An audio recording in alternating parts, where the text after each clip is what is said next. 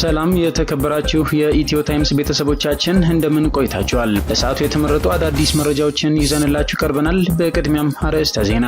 የበሰበሰ እንቁላል ህይወት ዘርቶ ጫጩት ሊሆን አይችልም ያለው በሸዋ ህብረተሰብ ማህበር የፋኖ ድጋፍ ኔትወርክ ሚኒሊክ ዩኒት ከሰሜን አሜሪካ የአቋም መግለጫ አውጥቷል። በመግለጫውም በተለይ በእስክንድር ነጋ የሚመራው አፋህድን ያወገዘ ሲሆን እውነተኛውን ፋኖ እንደማይወክል ከነዝርዝር ምክንያቱ አስረድቷል። ሌሎች አካላትም ተጠቅሰዋል። በሌላ በኩል ከአማራ ፋኖ ብሔራዊ ኃይል የተገኘ መረጃ አቸፈር ወረዳ መንግስት በፋኖ ስም አሰማርቷቸዋል ያላቸው ሌቦች የአማራ ፋኖ ብሔራዊ ኃይል የብትወደድ አያሌው መኮንን ብርጌድ በቁጥጥር ስር አውሏቸዋል ብሏል። ዝርዝሩን የምናስደምጣችሁ ይሆናል። የሚኒስትሮች ምክር ቤት በዛሬው ዕለት ባካሄደው 46ኛ መደበኛ ስብሰባ በተለያዩ ጉዳዮች ላይ ተወያይቶ ውሳኔ ማሳለፉ ተሰምቷል። ምክር ቤቱ የመካከለኛ ዘመን ከ2018 እስከ 2022 የማክሮ ኢኮኖሚና ፊስካል ማዕቀፍ ላይ ከአረብ ባንክ ለአፍሪካ ኢኮኖሚ ልማትና ከዓለም አቀፍ የልማት ማህበር ጋር በተፈረሙ ሁለት የፋይናንስ ድጋፍ ስምምነቶች ላይ የሥራ ክህሎት ሚኒስቴር ለውጭ ሀገር የሥራ ስምሪት ለሚሰጣቸው አገልግሎቶች የሚከፈል የአገልግሎት ክፍያን ለመወሰን የወጣ ደንብ ላይ የኢትዮጵያ የውጭ ሀገር የሥራ ስምሪት ረቂቅ አዋጅ ላይና የእጽዋት ጥበቃና ኳራንቲን ረቂቅ አዋጅ ላይ ተወያይቷል ተብሏል። ዝርዝሩን አዘጋጅተናል። ኢትዮጵያ በየጊዜው ከጎረቤት ሀገራት ለሚሰነዘርባት ዘለፋዎች ምላሽ ለመስጠት ፍላጎት እንደሌላት የውጭ ጉዳይ ሚኒስቴር አስታወቀ።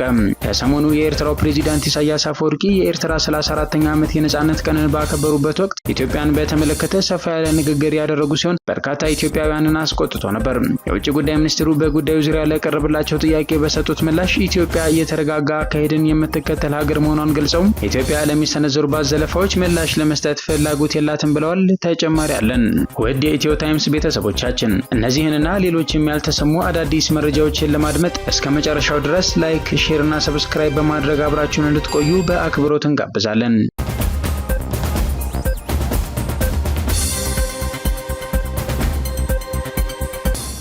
የሚኒስትሮች ምክር ቤት በተለያዩ ጉዳዮች ላይ ተወያይቶ ውሳኔ አሳለፈ። የሚኒስትሮች ምክር ቤት በዛሬው ዕለት ባካሄደው 46ኛ መደበኛ ስብሰባ በተለያዩ ጉዳዮች ላይ ተወያይቶ ውሳኔ ማሳለፉን የጠቅላይ ሚኒስትር ጽሕፈት ቤት መረጃ ጠቁሟል። ምክር ቤቱ ውሳኔ ያሳለፈባቸው ጉዳዮች እንደሚከተለው ቀርበዋል። ምክር ቤቱ በቅድሚያ የተወያየው የመካከለኛ ዘመን ከ2018 እስከ 2022 የማክሮ ኢኮኖሚና ፊስካል ማዕቀፍ ላይ ነው። ማዕቀፉ የመንግስትን ገቢ መሰረት በማስፋት ወጪ ለመሸፈንና የተረጋጋ የማክሮ ኢኮኖሚን ለማረጋገጥ የሚደረገውን ጥረት የሚደግፍ ከመንግስት ገቢ አሰባሰብና ሀብት አመዳደብ አኳያ የፖሊሲ አቅጣጫዎችን በማመላከት ለቀጣይ በጀት ዓመት የበጀት ዝግጅት መነሻ ሆኖ እንዲያገለግል ማዕቀፉ ተዘጋጅቶ ቀርቧል። ምክር ቤቱም በማዕቀፉ ላይ በሰፊው ከተወያየ በኋላ በስራ ላይ እንዲውል በሙሉ ድምፅ ወስኗል። በመቀጠል ምክር ቤቱ የተወያየው ከአረብ ባንክ ለአፍሪካ ኢኮኖሚ ልማትና ከዓለም አቀፍ የልማት ማህበር ጋር በተፈረሙ ሁለት የፋይናንስ ድጋፍ ስምምነቶች ላይ ነው። ከአረብ ባንክ የተገኘው 49 ሚሊዮን 550 ሺህ የአሜሪካን ዶላር ከግብርና ኢንዱስትሪ ፓርኮች ጋር በማስተሳሰር ለወጣቶች የሥራ ዕድል ፈጠራ ፕሮጀክት ማስፈጸሚያ የሚውል ሲሆን አነስተኛ ወለድ የሚከፈልበትና የ5 ዓመት የችሮታ ጊዜን ጨምሮ በ20 ዓመት ተከፍሎ የሚጠናቀቅ ነው።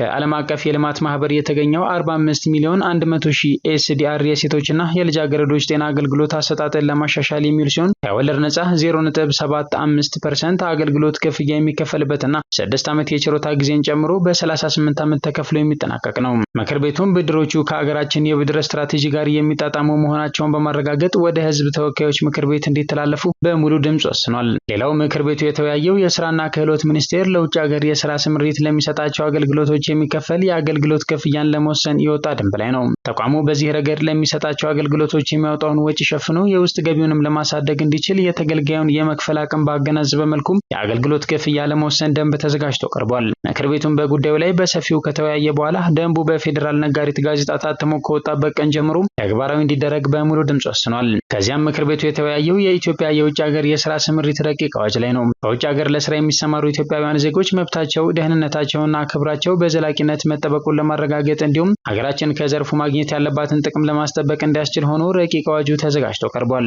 ምክር ቤቱም በረቂቅ አዋጁ ላይ በስፋት ከተወያየ በኋላ ወደ ህዝብ ተወካዮች ምክር ቤት እንዲተላለፍ በሙሉ ድምፅ ወስኗል። በመጨረሻም ምክር ቤቱ የተወያየው የእጽዋት ጥበቃና ኳራንቲን ረቂቅ አዋጅ ላይ ነው። በዘመናዊ ቴክኖሎጂ የታገዘ የተባይ አሰሳና ማስጠንቀቂያ ስርዓትን ለመዘርጋት እጽዋትን፣ የእጽዋት ውጤትንና ሌላ ቁጥጥር የሚደረግበትን ቁስ በዓለም አቀፍ የእጽዋት ጥበቃ ስምምነት መሰረት ተቆጣጥሮ ወደ ሀገር ውስጥ ለማስገባትና ወደ ውጭ ለመላክ እንዲሁም ቁጥጥር የሚደረግበት ተባይ ከውጭ ሀገር ከገባ እንዳይስፋፋና እንዳይሰራጭ ለማድረግ እንዲያስችል ሆኖ ረቂቅ አዋጁ ተዘጋጅቶ ቀርቧል። ምክር ቤቱም በረቂቅ አዋጁ ላይ በሰፊው ከተወያየ በኋላ ወደ ህዝብ ተወካዮች ምክር ቤት እንዲተላለፍ በሙሉ ድምፅ ወስኗል።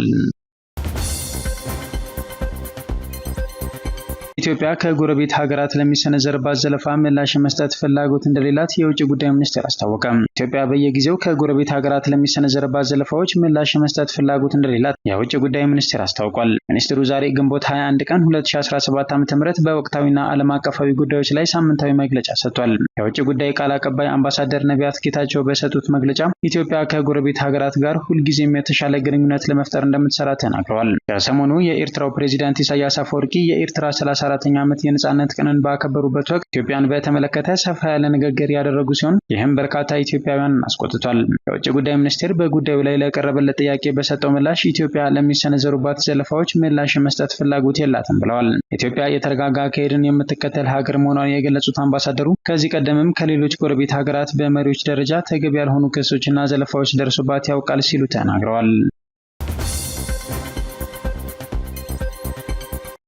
ከተስፋዬ ወልደስላሴ የተገኘው መረጃ እንደሚያሳየው በሰሜን አቸፈር ወረዳ መንግስት በፋኖ ስም አሰማርቷቸዋል ያላቸው ሌቦች ግንቦት 20 ቀን 2017 ዓ.ም የአማራ ፋኖ ብሔራዊ ኃይል ጎጃም አገው ምድር ክፍለ ጦር የቢትወደድ አያሌው መኮንን ብርጌድ በቁጥጥር ስር አውሏቸዋል ብሏል። በተያያዘ መረጃ የበሰበሰ እንቁላል ህይወት ዘርቶ ጫጩት ሊሆን አይችልም ያለው የሸዋ ህብረተሰብ ማህበር የፋኖ ድጋፍ ኔትወርክ ምኒልክ ዩኒት የአቋም መግለጫ አውጥቷል። የአማራ የህልውና ትግል በግብታዊነት የፈነዳ ህዝባዊ አመጽ ሳይሆን ከ40 ዓመታት በላይ በማንነቱ እየደረሰ በት ያለውን ዘሩን የማጥፋትና መንግስታዊና ተቋማዊ የሆኑ ተከታታይ ኢሰብአዊ የጅምላ ግድያዎች፣ የጅምላ ማፈናቀሎችና የሀገር ባለቤትነትን የማሳጣት ዘመቻዎች ተበራክተው ከመምጣታቸውም በላይ በመንግስት ያለ ገደብ የታወጀበት አስከፊውን ጦርነት ለመከላከል እያደረገ ያለው ህጋዊ የህልውና ጦርነት ነው ብሏል። መግለጫው እንደሚገልጸው ነገር ግን ዛሬ በተቃራኒው በስልጣን ላይ ያለው አገዛዝ በአማራ ህዝብ ላይ የከፈተው ጦርነት ሆን ተብሎ የአማራን ህዝብ ለመጨረስ ታስቦ የተጀመረ የአማራን ዘር ማጥፋት ጄኖሳይድ ወንጀሎች ናቸው ብሏል። አገዛዙ በምድር በከባድ መሳሪያ በሰማይ በተዋጊ ጀቶች፣ ሄሊኮፕተሮችና ወታደራዊ ድሮኖችን በመጠቀም የአማራውን ሲቪሊያን ህዝብ ህጻናትን፣ እናቶችንና አዛውንቶችን፣ የትምህርት ተቋማትን፣ የህክምና ክሊኒኮችንና ሆስፒታሎች ላይ ያነጣጠረ ከፍተኛ የህዝብ እልቂትና የተቋም ውድመቶችን ያስከተለን ድርጊት እየፈጸመ ይገኛል ያለው መግለጫው ይህም ድርጊት በዓለም አቀፍ ፍርድ ቤት በዘር ማጥፋት ወንጀል የሚያስጠይቅ ህገወጥ ጦርነት ነው ብሏል። ታዲያ ከዚህ ራሱን ለመከላከልና ለወደፊትም ከአዙሪቱ ራሱን ነጻ ለማውጣት የጀመረው የህልውና ትግል ተቀጣጥሎ አማራ ሳይሆኑ አማርኛ ተናጋሪ በመሆናቸው ብቻ በአሳቻ መንገድ ከአማራው ጉያ ውስጥ የተደበቁ ጸረ አማራ ቡድኖች ከጊዜ ወደ ጊዜ እየፈረጠሙ የአማራን የህልውና ትግል ለመጥለፍ የጀመሩት ሴራም ዛሬ ከቦና ጥጃነት ተሸጋግሮ እንደ ጸደይ ወይፈን እየቧረቀ በዱልዱም ቀንዶች መዋጋት ጀምሯል ሲል ገልጿል። ታዲያ መግለጫው በዚህ መልክ የገለጻቸውን በአራት ረድፍ ያስቀመጣቸው ሲሆን አንደኛ አሁን በስልጣን ላይ ያለው የዶክተር አብይ አህመድ አሊ አገዛዝ፣ ሁለተኛ የኦሮሞ ነጻነት ግንባር ወይንም በመግለጫው እንደተገለጸው የኦነግ ሸኔ ጽንፈኛ ቡድን፣ ሶስተኛ የህወሓትና ከጠባብ የትግራይ ብሔርተኞች ጋር ቢሆንም በተጨማሪ አራተኛም የአማራን ትግል የሚደግፉ መስለው ሰርገው የገቡት ፋኖን በገንዘብ እርስ በርሱ በመከፋፈል ይፈጽሙት የነበረው ጸረ አማራ እንቅስቃሴያቸው ይበልጥ ተጠናክሮ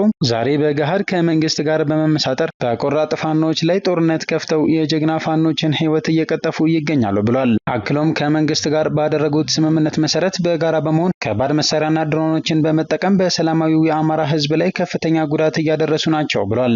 መግለጫው እንደሚያስረዳው በየጊዜው ስሙን የሚቀያየረው የእነ እስክንድር ነጋ ፋኖ አንዴ ግንባር ቀጥሎ ህዝባዊ ሰራዊት፣ ዛሬ ወደ መጨረሻ ደግሞ አፋህድ ወይም የአማራ ፋኖ ህዝባዊ ድርጅት በሚል ጭንብል ተሸፍኖ እውነተኛ የአማራ ጀግኖችን እየገደለና እያስገደለ ይገኛል ያለ ሲሆን እስክንድር ነጋና ግብረ አበሮቹ አማራ ማንነታቸውን በውል ለይቶ ስላወቃቸው በ11ኛው ሰዓት ላይ የመጨረሻ ካርዳቸውን በመሳብ ከመንግስት ሰራዊት ጋር በመሆን በአማራ ፋኖች ላይ የእልቂት ጦርነት ከፍተዋል። በወገንም ላይ አለ የማይባል ጉዳት እያደረሱ ነው ሲል ይከሳል። ከበሰበሰ እንቁላል ጫጩት ሊፈጠር እንደማይቻል የገለጸው መግለጫው ከሃዲያን ያላቸውን አካላትና እስክንድር ነጋና ግብረ አበሮቹ በሴራ ፖለቲካ የጀመሩት የአማራን የህልውና ትግል የማኮላሸት ተልዕኮ ውጤት ማምጣት የማይችል የታሪክ ጠባሳ ከመሆኑም በላይ ፍጻሜያቸው ሊያምር እንደማይችል ጠቁሟል። መግለጫው አክሎም በሴራ ተጠርንፈው ያለ ፍላጎታቸው ከሌሎች ከወንድሞቻቸው ጋር እንዲዋጉ የተደረጉ የሸዋ ጠቅላይ ግዛት እዝ ፋኖች በአስቸኳይ ራሳቸውን ነጻ በማውጣት ወደ ሀቀኛው የአማራ የህልውና ትግል ጎራ በአስቸኳይ መቀላቀል ይኖርባቸዋል ብሏል። ቀጥሎም በአራተኛው ረድፍ የተሰለፉት ጸረ አማራ ድኩማኖች ኢትዮጵያዊነት በሚል የሴራ ፖለቲካ